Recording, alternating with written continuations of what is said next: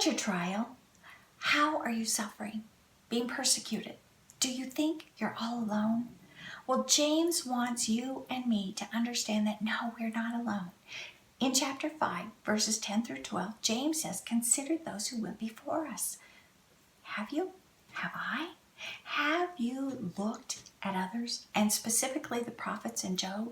Have you pondered and chewed on how they suffered and how they handled that suffering to give you a hope in the midst of the season you find yourself in?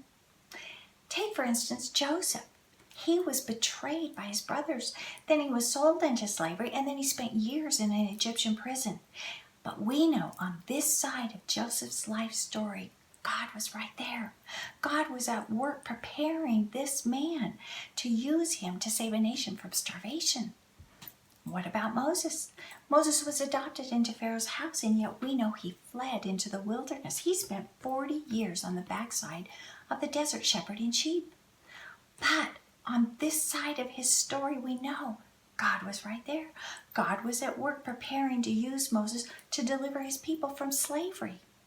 And what about Jesus? Today, you and I need to go in and consider these precious ones who, yes, they were going through horrible, dark times of persecution and suffering. But we know and realize God was right there. God was at work. So too, you and I must consider and understand and know that God, who's full of compassion and mercy, is right here. He's right here in the midst of our present sufferings, and he's doing a work in each one of us and through us. Let's go in today and listen to our merciful God, hear his truth, so we will be able to endure, patiently endure, no matter what, and be blessed.